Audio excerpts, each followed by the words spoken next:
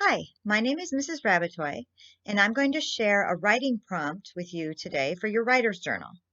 If you don't yet have a writer's journal, it's time you do. Why? I'm going to give you three reasons.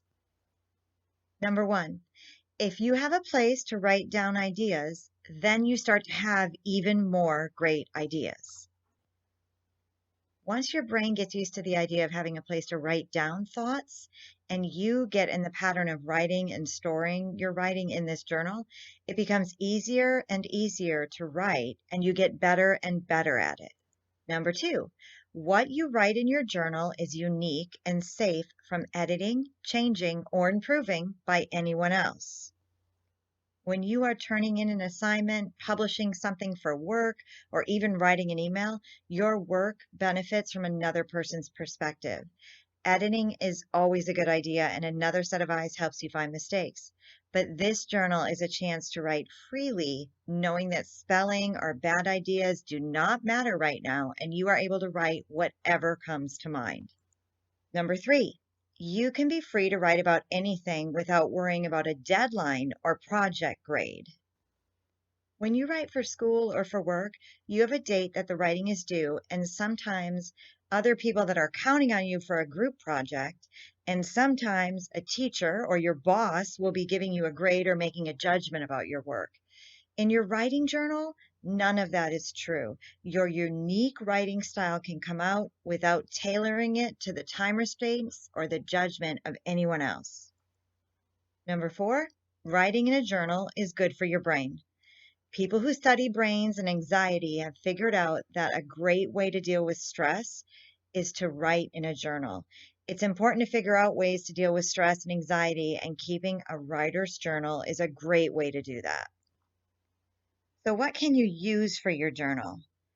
A special notebook, a plain old regular notebook, a leftover one from last year will work. You can decorate the cover if you like, or you can keep it plain and simple. It's up to you. You can also write with whatever you like, a pencil, a pen, something colorful or fancy. It's totally up to you and whatever you can find. Let's talk about what you can write about. Your writing prompt for today is about unusual pets. Thinking about what an unusual pet might be, I first think about people who have anything except for a dog, a cat, or a fish for a pet. Someone who has a pig, that's unusual. If you have a duck for a pet, that's an unusual pet. Even a snake is somewhat unusual to have for a pet.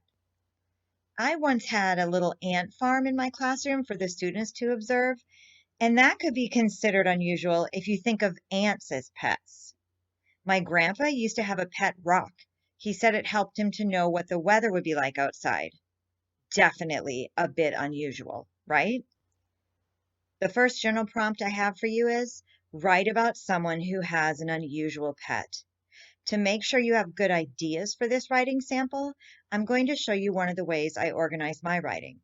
You may have heard of this before, but this can be a good reminder for you. Think about asking yourself who, what, when, where, why, and how. Who has the pet? What is the pet? When did they get the pet? Where did they find the pet? Why did they pick this pet? How does life go having this as a pet? I hope that this helps inspire you to start writing and get some ideas down. If you decide you'd like to share your work and get some feedback, or you would like to give some feedback to other students about their work, visit our website, asktheteacher.net. I will be creating more writing prompts to share with you, so make sure to remember to subscribe to this channel and check back.